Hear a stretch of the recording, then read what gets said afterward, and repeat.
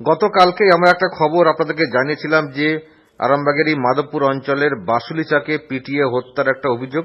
এক মহিলা তিনি মারা গেছেন এবং সেখানে তাকে পিটিয়ে মারা হয়েছে সালিসি সভাতে, এমনই অভিযোগ তোলা হয়েছিল। এবং তারপর যেটা খবর যে আজকে যে একজনকে আটক করা হয়েছে, আমরা বিস্তারিত জানবো। আমার সঙ্গে ফোন লাইনে রয়েছে আমাদের প্রতিনিধি সুরাজ আলী খান। সুরাজ, গতকাল থেকে আজ পর্যন্ত নতুন কি খবর রয়েছে এই ঘটনা প্রসঙ্গে? দেখো, কালকেই যেটা বলা হয়েছিল যে বিয়ে নিয়ে বিবাদ, তার জেরেই কিন্তু একটা মৃত্যুর ঘটনা, এবং সেই ঘটনাকে বলা হচ্ছে যে পিটিয়ে মারার অভিযোগ তোলা হয়েছে, এবং সেই অভিযোগ করা হয়েছে আরামবাগ থানায় লিখিতভাবে, এবং 9 জনের নামে অভিযোগ দায়ের হয়েছে। পঞ্চায়েত সদস্য সহ 9 জনের নামে বলা যায় সেই অভিযোগ দায়ের করা হয়েছে, এবং আরামবাগ থানার পুলিশ একজনকে ইতিমধ্যে আটক করেছে, গতকাল রাত্রেই আটক করেছে, এবং তাকে জিজ্ঞাসাবাদ চলছে এখনো। যদিও তার যেটা বলা হচ্ছে যে ওই অভিযোগপত্রে তার নাম এখনো নেই। তো সেক্ষেত্রে অভিযোগপত্রে 9 জনের নাম সহ আরো বেশ কয়েকজন ছিল এমন কিন্তু অভিযোগ করা হয়েছে। সেক্ষেত্রে এখনো পুলিশ কিন্তু বিষয়টি নিয়ে জোর তৎপরতার সঙ্গে তদন্ত শুরু করেছে। কালকে ঘটনার পরেই বিরাট পুলিশ বাহিনী সেখানে মোতায়েন করা হয়েছে। এলাকায় পুলিশ বাহিনী রয়েছে এখন পর্যন্ত, যেটা খবর। এবং বিগত বছর কয়েক বছর বলা যেতে পারে, বিগত বছর আগে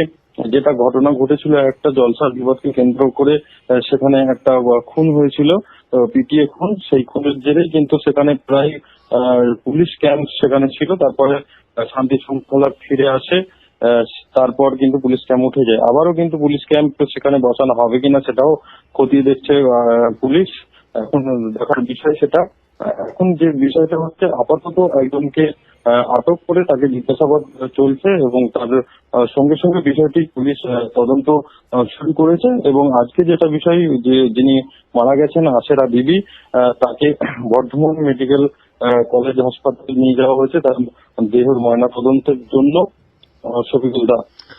সুরাজ, আমরা যে ঘটনা তুমি বলছিলে যে জলসার বিবাদকে কেন্দ্র করে যে খুনের ঘটনা হয়েছিল, এবং তারপর আমরা জানি যে অনেকে ঘরছাড়া হয়ে গেছিলেন, যাদের বিরুদ্ধে এই অভিযোগ তারা কিন্তু ঘরছাড়া হয়ে গেছিলেন। এবার আজকে যেটা খবর যে যারা ঘরছাড়া ছিলেন তারা আবার এলাকায় ফিরেছেন। এখন যাদের নামে নতুন করে অভিযোগ হয়েছে তারা আবার এলাকা ছাড়া হয়ে গেছে। সুতরাং একটা পাল্টা একটা বিষয় যেন ঘটেছে, কি খবর আছে? দেখো, যদিও বিষয়টা হচ্ছে জলসার বিবাদকে কেন্দ্র করে যে দুষ্টি গোষ্ঠীর মধ্যে একটা সংঘর্ষ হয়েছিল, ঘটনা ঘটেছিল এবং খুনের ঘটনা, যেটা হচ্ছে যে সফিয়ার মল্লিক, অর্থাৎ এখন যে পঞ্চায়েত মেম্বার কুতুবউদ্দিন মল্লিক, তারই বাবার নাম সফিয়ার মল্লিক। যদিও তার যে বিরুদ্ধ গোষ্ঠী যারা, তাদের যে বিষয়টা হচ্ছে, তারা কিন্তু ঘর ছাড়া বিগত দিন ছিল। তারপর পুলিশ তাদেরকে অনেকেই ঘর ফিরিয়েছিল, এবং যাদের নামে অভিযোগ হয়েছিল তারা অ্যারেস্টে হয়েছে, গ্রেপ্তার হয়েছে, তারপর তারা জামিন নিয়েছে। এখনো পর্যন্ত সেই মামলা কিন্তু কোর্টে চলছে। এখন যে বিষয়টা হচ্ছে, এই যে বিয়ে নিয়ে বিবাদ, সেই বিবাদ কিন্তু এটা কুতুবউদ্দিনেরই গোষ্ঠী বলা হচ্ছে এলাকা সূত্রে যেটা জানা যাচ্ছে। তারা যদিও কালকেই কুতুবউদ্দিন তারা দাবি করেছে যে এই যে তারা যুক্ত ছিল, অর্থাৎ এর নামে কোনো কেস ছিল না। যদিও এলাকা সূত্রে জানা যাচ্ছে এই এদের সঙ্গে, অর্থাৎ শেখ আসাদুল, যে সে কিন্তু এদেরই গোষ্ঠীর, অর্থাৎ কুতুবউদ্দিন গোষ্ঠীরই লোক ছিল। সেক্ষেত্রে যেটা জানাচ্ছে, এই ঘটনায় কিন্তু যেটা জানা যাচ্ছে যে এই ঘটনা ঘটার পর, অর্থাৎ কুতুবউদ্দিনের উল্টো গোষ্ঠী তারা কিন্তু এই খবর পেয়ে তারা কিন্তু গতকাল রাত্রেই অনেকেই নাকি এলাকায় এসেছে বলে খবর এলাকা সূত্রে। এখনো পর্যন্ত পুলিশ কিন্তু বিষয়টা নিয়ে যথেষ্ট তৎপরতার সঙ্গে রয়েছে, এলাকায় পুলিশ মোতায়েন রয়েছে, তারা বিষয়টা খতিয়ে দেখছে। এখনো এরকম ভাবে বলা যেতে পারে অশান্তিপূর্ণ কিছু ঘটেনি। এই মুহূর্তে শান্তি শৃঙ্খলায় রয়েছে, এটা আরামবাগ এসডিপিও নির্মল কুমার দাসের দাবি। তো আপাতত যেটা বিষয় হচ্ছে, আমি আর একটু পরিষ্কার হতে চাইছি যে যেটা বলা হচ্ছে যে এই যাদের সঙ্গে ঘটনা নতুন করে ঘটেছে তারা ওই যখন জলসার বিবাদকে কেন্দ্র করে ঘটনা ঘটেছিল তখন তারা একসঙ্গে ছিল। এখন একটা বিয়েকে কেন্দ্র করে দুই পরিবারের বিবাদ এবং সেখানে মৃত্যু।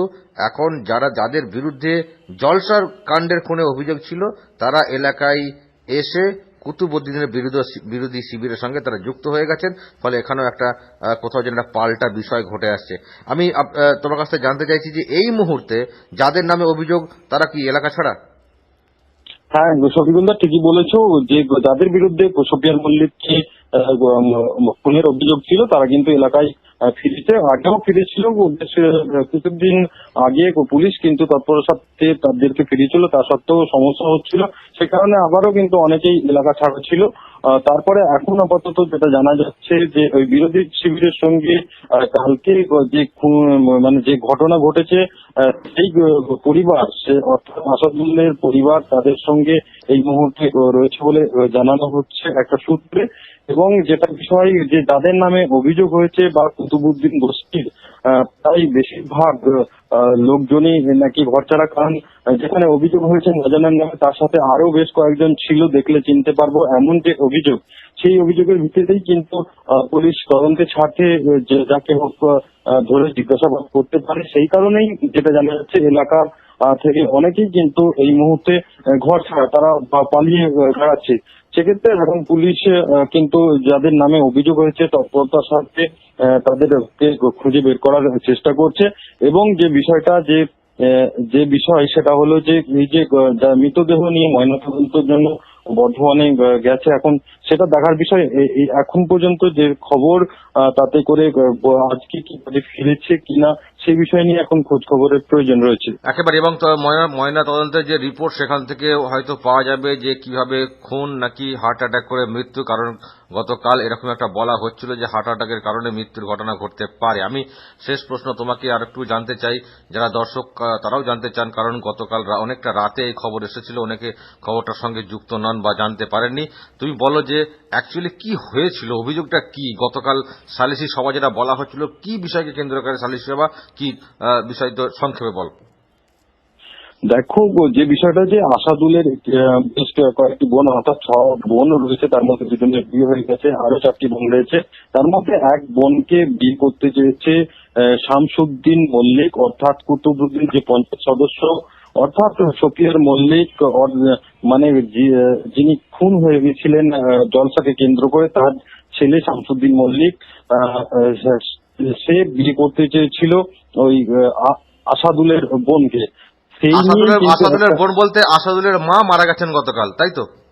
একদম একদম। এই মৃতা যে মহিলা আশেরা বিবি, তার মেয়েকে বিয়ে করতে চেয়েছিল, কিন্তু তার ভাই অর্থাৎ মিতার ছেলে তাতে কিন্তু আপত্তি, বা তার পরিবারের সকলেই কিন্তু সেই আপত্তি করেছিল। এবং ফোনেতে কিছু কথোপকথন হয়েছিল, যেটা দাবি ওই শামসুদ্দিন মল্লিকের ভাই অর্থাৎ কুতুবউদ্দিনের দাবি যে ফোনেতে হুমকি দেওয়া হয়েছিল যে তার বাবাকে এলাকাতে যেভাবে পিটিয়ে মারা হয়েছিল, সেই রকম এরা যদি বেশি বাড়াবাড়ি করে, এই বিয়ে নিয়ে যদি জোর জবরদস্তি করে, সেক্ষেত্রে তাহলে তাদেরও এরকম একটা পরিণতি হবে, এরকমই কিন্তু কুতুবউদ্দিন মল্লিকের দাবি।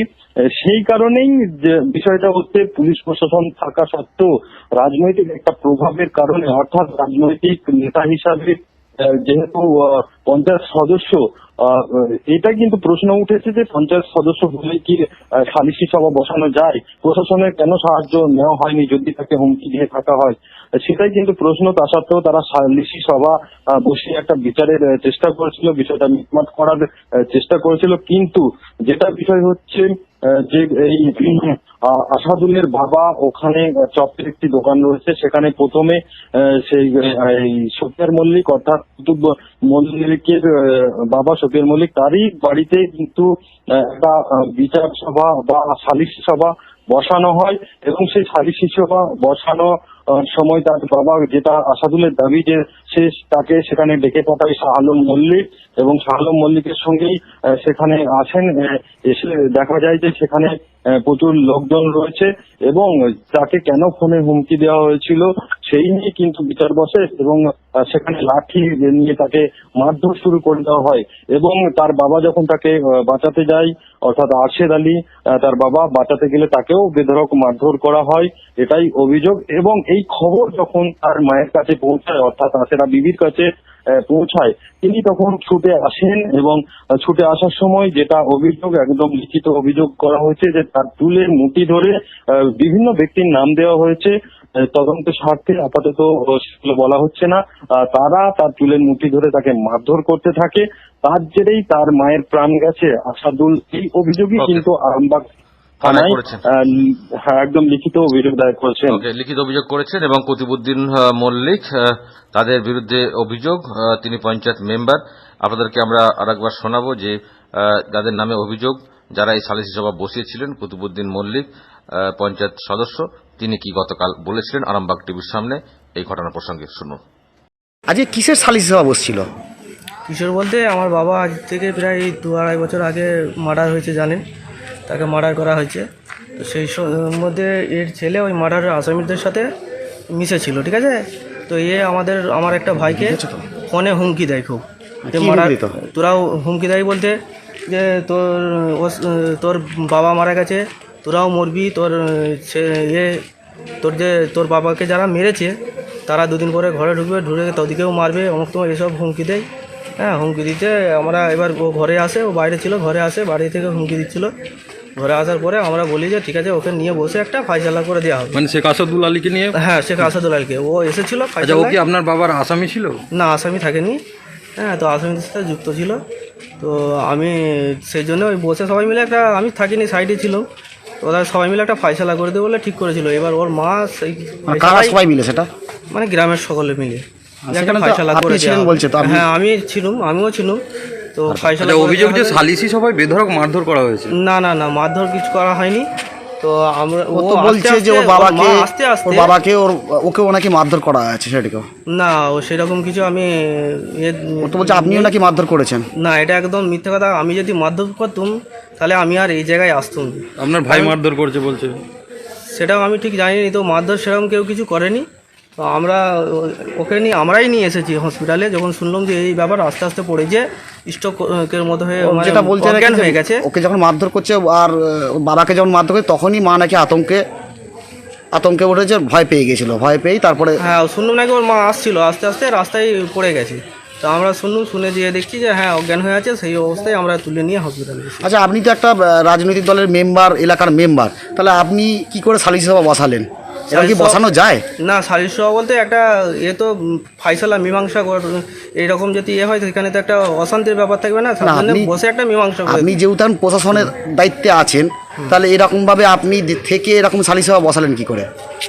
সালিস সভা তার জন্য তো প্রশাসন আছে, না, প্রশাসনের দ্বারস্থ না হয়ে আপনি সালিসি সভা বসালেন কি করে? এবার গ্রামে যখন একটা আসে গ্রামের মেম্বারের কাছে, সেটা মেম্বার প্রথমে দেখে। মেম্বার যদি না হয় তো সেক্ষেত্রে প্রশাসনের কাছে যায়।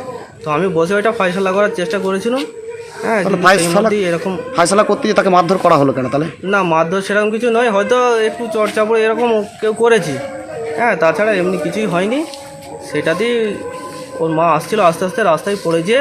এরকম এর আগেও 2-3 বার ওর স্ট্রোকের মতো হয়েছে। ওই মেয়েটা যার এরকম হয়েছে, আমারই চাচি সম্পর্কে হয়। তো এইবারে ওই স্ট্রোকের মতনই। কি নাম জানেন? নাম যে মারা গেছে, না, ওনার নামটা আমি ঠিক জানি না। আসাদুল্লাহর মা আর কি। ঠিক আছে। আপনার নাম? তোমার নাম কুতুবুদ্দিন মল্লিক। কোথাকার মেম্বার আপনি? আমি বাসপুর তৃণমূলের?